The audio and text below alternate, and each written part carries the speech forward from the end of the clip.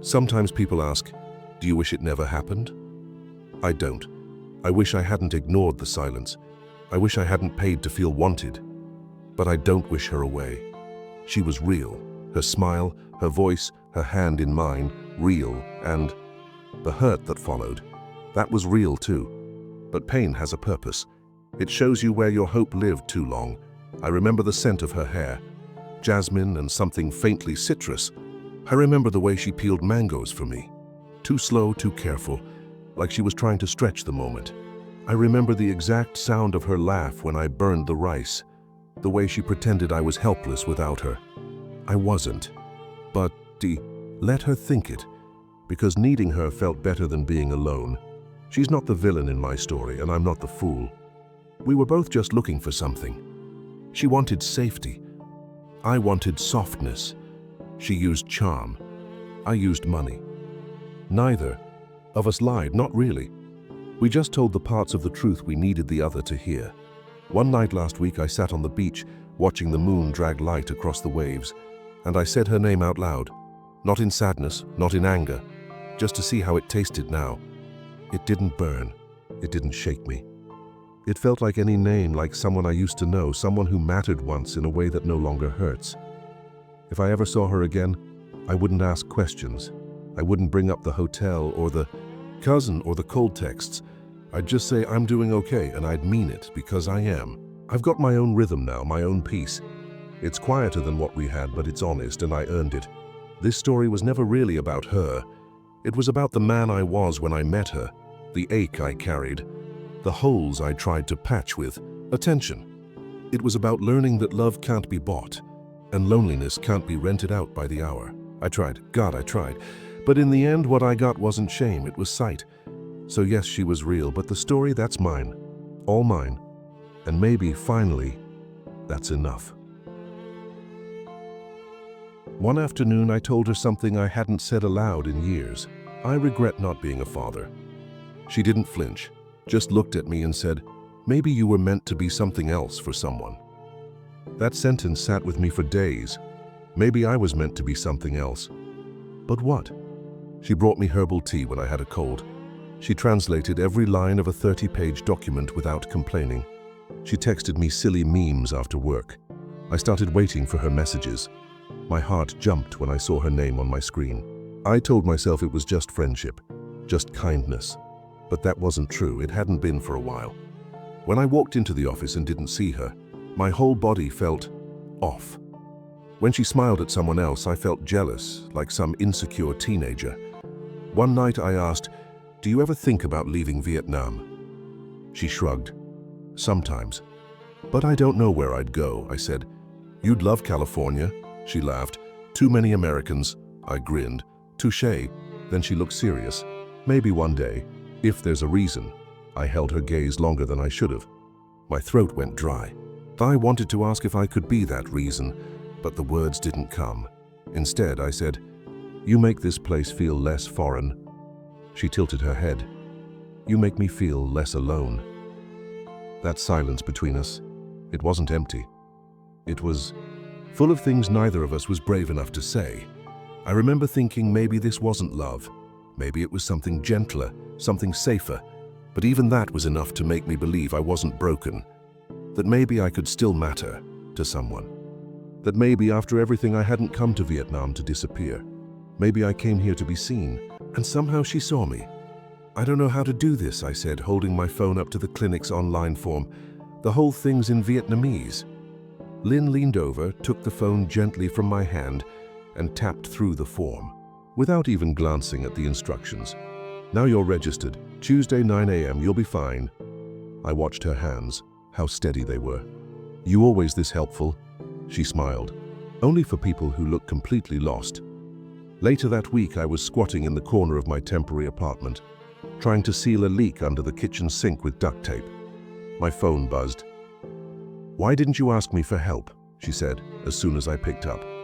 How'd you know? You told me last week your faucet dripped. I knew you'd mess it up. 20 minutes later, she was at my door with a wrench and a bag of groceries. What's all this? Dinner. You look like a man who eats noodles from a cup. Hey now, I said, laughing. Those cups are premium. She rolled her eyes. Sit, I cook. That night, she stood barefoot in my tiny kitchen, humming to herself while stirring something on my weak little stovetop. Do you always do this for the foreigners you translate for? I asked. Only the cute, helpless ones. I raised an eyebrow. I think that was a compliment. She grinned. Half. Dinner was quiet, peaceful. We sat across from each other at the small table, the one I'd dragged in from the balcony. I like it here, she said. It's small, but it feels kind. I reached across the table, touching her wrist lightly. That's because you're here. She didn't pull away.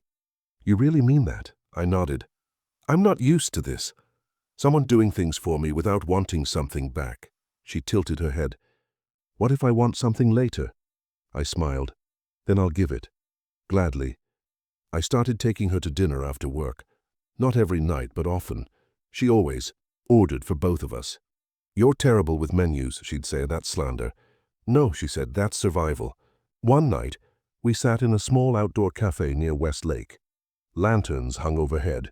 She wore a white blouse, hair down, eyes soft. She reached across the table, fingers resting over mine.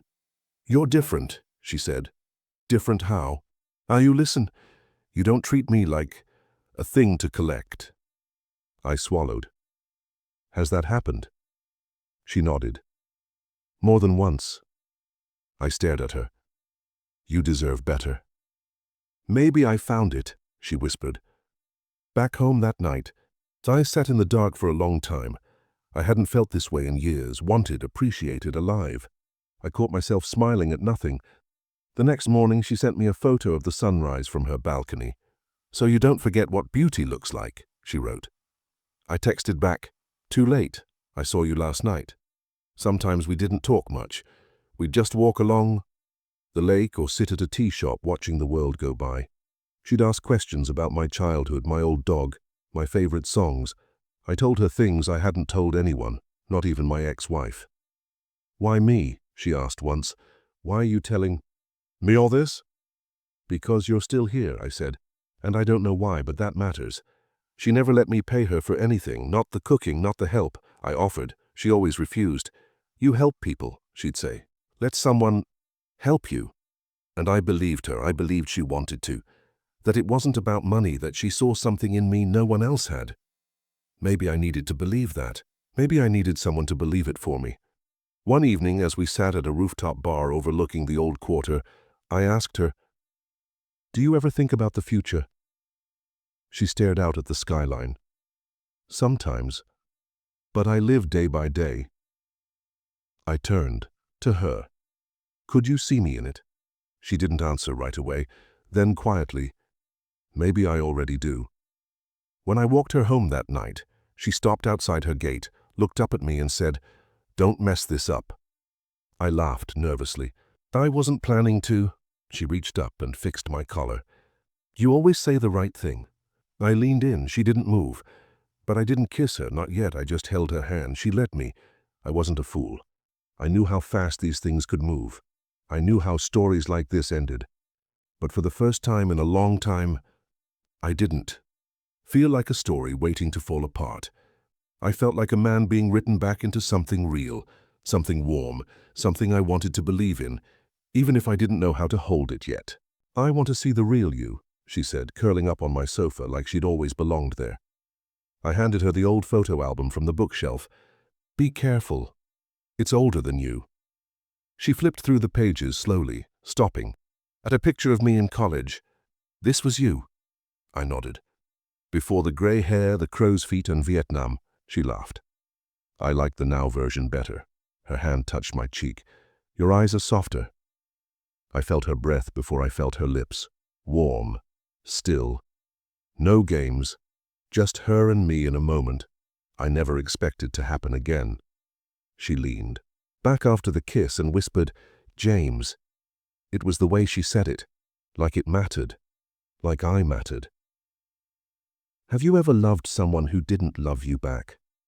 I stared at the ceiling. Yeah, once, maybe twice. And you stayed? I nodded.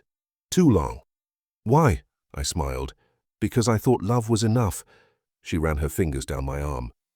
Maybe now it is. The next morning, I bought her a bracelet. Just a simple one, silver, nothing flashy. It's beautiful, she said. You didn't have to. I know, but I wanted to. She kissed me on the cheek. You're too kind. I told myself it wasn't a gift, it was appreciation. She made me feel wanted. That had to count for something. A few nights later, over dinner, she asked, "Do you think your ex-wife still thinks about you?" I paused. Maybe. We don't talk anymore. Why not? Because when it ended hard. No friendship. Left to save. She reached across the table, touched my wrist. You deserve better.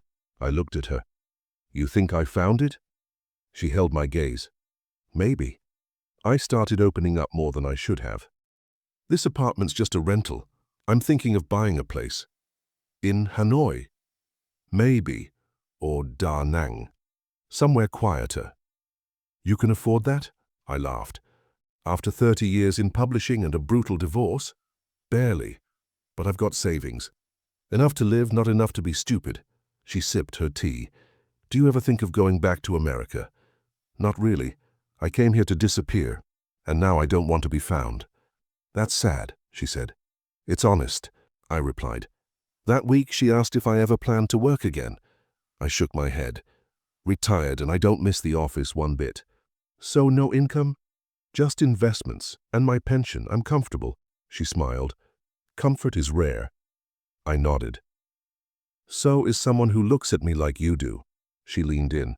You're easy to look at when you're real. I bought her a second gift, just a small leather purse she'd admired once. You notice everything, she said, hugging me. I notice you, I replied. That night, we stayed up late watching old American movies.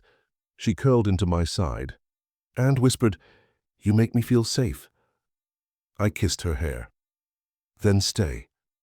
The next time she visited, she asked if I had a will. What brought that on? I laughed. Nothing, she said. Just you talk like someone who's already lived a full life. I have. But maybe there's still some left. She smiled, but her eyes flicked to my bookshelf. Do you write about us? Not yet, I said. But maybe I will. I started cooking more, cleaning up, making sure things looked nice when she came by. You're nesting, she teased. You bring out the domestic side of me, I said. Careful, she warned. I might start charging rent. Fair trade, I joked. You already own my heart. I didn't realize how much I needed her until I saw her name on my screen and felt my chest light up. I didn't care about the money I was spending, or the time, or how fast it all was moving. I just knew that when she said my name, I felt 20 years younger. I felt like I mattered again. And that was something I hadn't felt in a very long time. Her phone buzzed again, second time in 10 minutes. She glanced at the screen, then stood. I need to take this, she said, already halfway to the door. I nodded, trying not to look bothered. It was our third dinner this week, and she'd stepped out every time. I watched her through the window. As she walked into the alley, her voice too low to catch, her free hand gesturing like she was frustrated. I told myself it was work. She'd said her family had issues. Maybe she was just overwhelmed, but when she came back, she didn't look at me right away. Just sat down and said, Sorry, my uncle's health is getting worse. I wanted to ask who she was really talking to. I didn't. Instead, I smiled and said, Family comes first. She reached across the table, took my hand. You're too understanding. Sometimes I don't deserve it. I squeezed her fingers. Don't say that. But something in my chest tightened. Saturday came. She didn't answer my morning message. I went out for coffee, tried to distract myself, and then I saw her, across the street in a corner cafe, laughing. Not with me, with a man I'd never seen before. Tall, young Vietnamese, clean cut. They were close, too close. She touched his arm the way she used to touch mine. I froze. Then I looked away. She called me that evening. Sorry I didn't text. I was with my cousin all day. I didn't say anything for a second. Your cousin? Yes, why? I swallowed hard. I thought I saw you earlier. With him. Her pause was sharp. You were spying on me. No, I was just there, she exhaled. That's my cousin. We're close, he's like a brother. I nodded, though she couldn't see. Okay. She went quiet, then, you don't trust me. I hesitated. I want to. Her voice cracked. You think I'm like those other girls, don't you? The ones who take money and disappear. I didn't say that. But you thought it. Lynn, no, it's fine. I thought you were different. My heart sank. I didn't mean to hurt you. Then don't look at me like that. Don't make me feel like trash for having a life. I don't want to be stupid again. Then maybe you shouldn't be with someone like me, I panicked. I didn't mean it like that. I'm sorry. You always apologize, she said. Maybe that's why I stay. That line stuck with me. I didn't know what it meant. I wasn't sure I wanted to. After that night, things changed. She still came by, but less often. When she smiled, it felt practiced. When she touched me, it was brief, like obligation. I asked fewer questions. I didn't want the answers. I told myself she was just busy, that I was overthinking, that if I kept being kind, patient, supportive, she'd see I was worth choosing. One night I made her dinner, set the table, lit a candle. She showed up an hour late, said traffic was bad, barely touched the food, checked her phone twice. I finally asked, "Are you okay?" She forced a smile. Just tired. Are we okay? I asked. Why wouldn't we be? I don't know, it just feels like you're not here. She stood up. I need to go. Lynn, wait. She shook her head. Don't make this harder. After she left, I sat in the dark for a long time. My food went cold. I didn't eat. I just stared at the empty chair across from me. I wanted to call her, to say I was sorry again, to beg for clarity, even if it hurt. But I didn't. I just sat there, wondering if the version of her I'd fallen forever really existed, or if I'd created her because I needed her to be real. It started with silence. I sent her a message Friday night. Just a simple dinner tomorrow? No reply. Saturday morning, nothing. Afternoon, nothing. By evening, I'd checked my phone at least 60 times. Maybe she's sleeping, I told myself. Maybe she forgot her charger. I tried to focus on a book. I couldn't read a single sentence. I called once, straight to voicemail. I didn't leave a message. Sunday morning, I walked to her apartment. I stood outside the gate, hoping I'd hear music, her laugh, anything. I knocked once, then again. A neighbor walked by and looked at me. I nodded politely, pretending I wasn't panicking. Her curtains were drawn. Her scooter wasn't in the driveway. I didn't know if I should wait. I didn't know what else to do. I went home, sat on the edge of my bed, and stared at the floor for an hour. Then I checked my phone again. By Monday, I wasn't pretending anymore. I called her twice, then 4 times. I messaged, "Are you okay? Then please just tell me you're safe." I checked with the NGO, emailed her office, said I was following up on our last project. No reply. I started replaying every conversation from the last 2 weeks. Had I said something wrong? Had I asked too many questions about the man at the cafe? Was this my fault? I didn't sleep Monday night. I walked the old quarter like a ghost, hoping I'd just bump into her by chance. I passed the restaurant where we'd shared pho and jokes and promises I thought meant something. I sat outside our favorite tea shop, watching couples laugh under soft lanterns, and all I could think was, why? Tuesday morning, she finally texted. Sorry, needed space, I hope you understand. 10 words, that was it. Not I'm okay, not I'll call you soon, just distance. Cold, polished distance. I read it over and over. My hands were shaking. I didn't even know what to reply. I didn't reply, not at first. I just sat there, holding my phone like it was something that had just betrayed me. Later that afternoon, I wrote, "Are you okay?" She didn't answer. I wrote again. Was it something I did? Still nothing. My heart kept pounding like I'd run a mile. My mind kept twisting in circles. Had I misread everything? Had she just been pretending this whole time? Or worse, was I the only one who thought any of it was real? That night I sat on the floor of my apartment, back against the wall, light off. I kept hearing her laugh in my head, the way she used to say my name. The way she looked at me that night on the rooftop. I thought it was real. I needed it to be real. I gave her everything I had left, the soft, broken, terrified parts no one else had touched in years, and she vanished. I kept thinking, what if something actually happened to her? What if she wasn't ghosting me, but hurt, scared, trapped? But then I'd remember the tone of her message. It wasn't fear, it was detachment. She was fine. She just didn't want to talk to me. I walked to the bridge by the lake. The wind felt sharper than usual. I looked down at the water and said her name out loud, like maybe the city would answer for her. But it didn't. Hanoi kept moving. Motorbikes. Buzzing, kids laughing, old men smoking by plastic tables. The world didn't stop for heartbreak, it barely slowed down.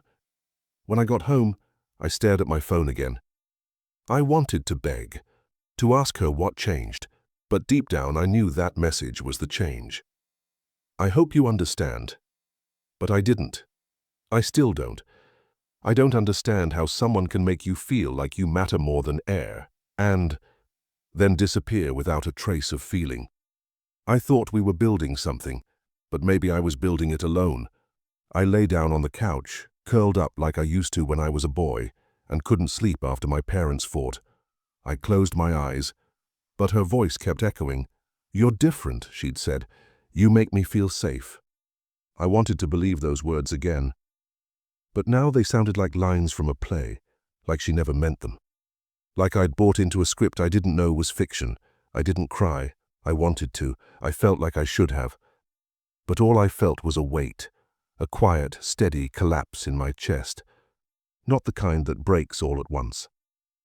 The kind that sinks, slow, deliberate, and final. She showed up at my door like nothing had happened. No warning, no explanation, just a soft knock and the sound of her voice, gentle as ever. "Hi." I opened the door too fast. "Lynn, are you okay?" She nodded, then looked down. "I'm sorry, I shouldn't have disappeared." I stepped aside. "Come in." She didn't hug me, she didn't touch me, just sat on the edge of the couch like a guest in a stranger's home. I needed space. Everything got too heavy. I sat across from her. "You could have said something." She blinked hard. I didn't know how. I wanted to be angry. I wasn't.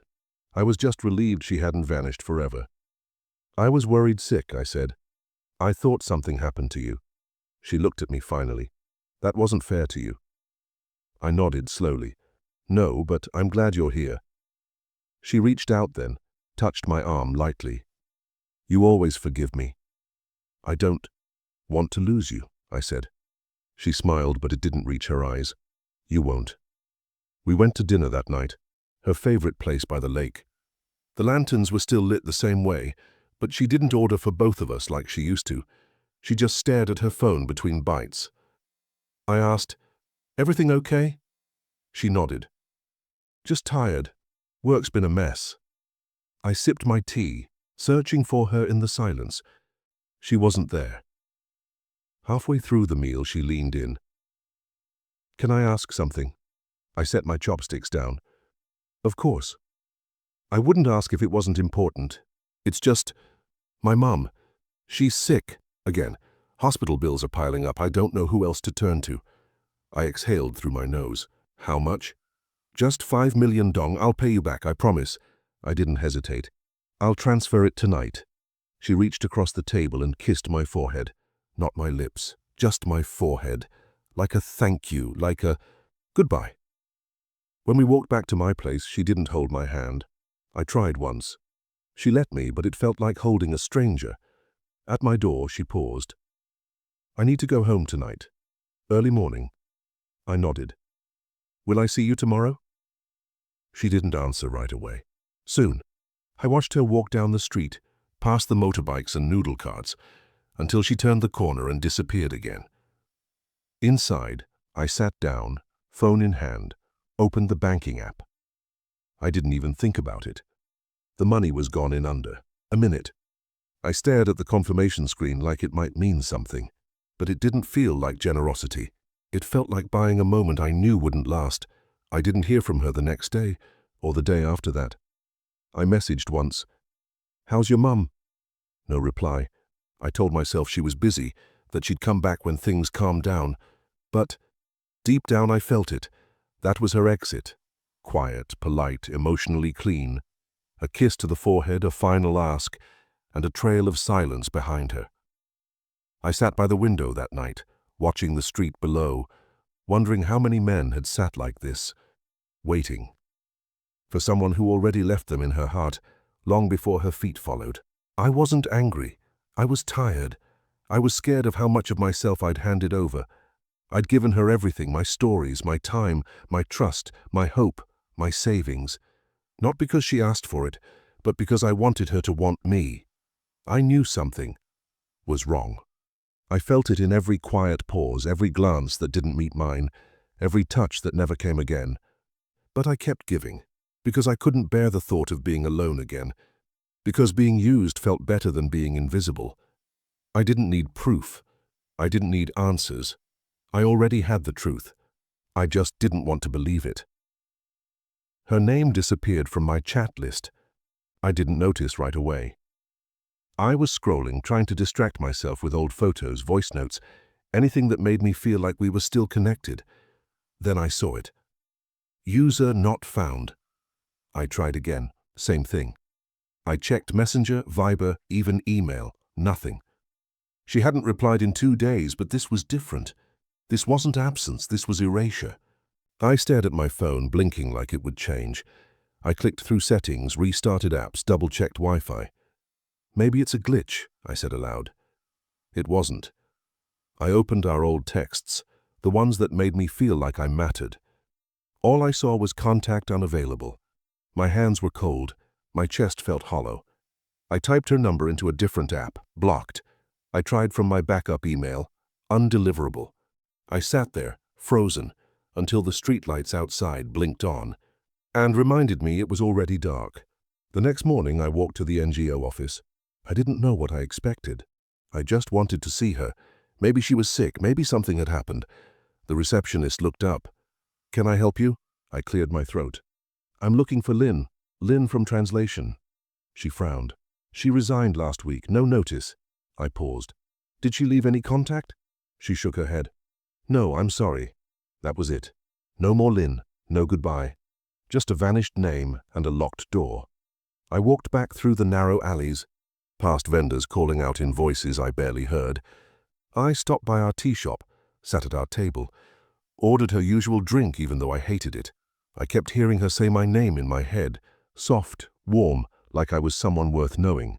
Now, I couldn't even find a trace of her online. It hit me, harder than I thought it would. Not the silence, but the finality. It was never a pause. It was an exit. At home, I opened the folder where I'd kept her notes, her sketches, little things she gave me. I stared at the sticky note she left on my laptop once. "You don't talk much, but when you do, I listen." It didn't feel sweet anymore. It felt like bait. I started replaying everything, every compliment, every touch, every favor she did for me, like it was out of kindness. But now it all looked different. The soft voice, the forehead kiss, the slow withdrawal. It was a pattern, a performance. I wasn't the first, I probably wasn't even the fifth. I looked through my bank records. The gifts, the dinners, the cash transfers, small at first, then larger. It added up, but that wasn't what stung. It wasn't the money, it was what it stood for. Every payment was another lie I told myself. She needs me. She cares. She'll stay. I wasn't being generous, I was buying hope. I sat on the floor and whispered her name, not out of longing, out of disbelief. "Why didn't you just tell me?" I asked the empty room. Why not just say it wasn't real? I would have respected that more than this. A clean goodbye. A human end. Instead, she left me with silence, sharp enough to slice through memory. I looked in the mirror that night and didn't see a victim. I saw a man who let himself be blind because it felt better than being alone. I saw someone who ignored every red flag, every vanishing act, every soft manipulation wrapped in pretty words. I wasn't different. I was easy. I sat down and wrote her name in a notebook, just her first name. That's all I ever had. No address, no last name, no emergency contact. I'd shared my life with a ghost, a smile. So a voice that slipped out of my world like it was never there to begin with. I closed the book, closed the phone, closed my eyes and let the weight settle. I wasn't angry anymore, just awake. Finally. The mornings in Hanoi are quietest around 6. I wake early now. No alarms, no reason. I just get up, brew some coffee and watch the city stretch itself awake. I still walk the same streets, past the old noodle shop where she first fed me that bitter broth I pretended to like, past the lake where her hand once slipped into mine, like it was the most natural thing in the world, past the cafe where I saw her with him. I don't avoid these places anymore. I walk through them. A friend from the NGO stopped me once, asked, "You still in touch with Lynn?" I shook my head. "No," I said. She moved on. He nodded. Didn't press. Didn't need to. I wasn't the first man to be asked that. About her. Probably not the last, but I said it without bitterness, because the truth is I don't hate her, I don't even miss her. I miss who I thought she was, and I hate that I needed her to be that person so badly I ignored who she really was. I sit by the window more now. I write again, not articles, not client reports, just pages, honest ones. Journal entries, scraps of dialogue, letters I'll never send. I wrote her name once, then scratched it out. Not out of anger, but because she doesn't belong in the ending. She was a chapter, not the story. A neighbor asked me last week why I don't date. I smiled. I'm still learning how to be with myself. He laughed like I was joking. I wasn't. I spent decades married to a woman I never truly connected with. Then I fell for a dream wrapped in a foreign accent. Now I just want to know who I am when no one's asking for anything. Sometimes when the streets are empty, I think about that night she kissed my forehead instead of my lips. That's when it changed. That was the start of her leaving, even if she didn't know it yet. I replay that moment more than I should. Not out of longing, but because that's when I should have walked away. I stayed. I gave. I clung. I watched. The signs pile up and kept pretending they weren't signs. But I forgive myself now. I was lonely.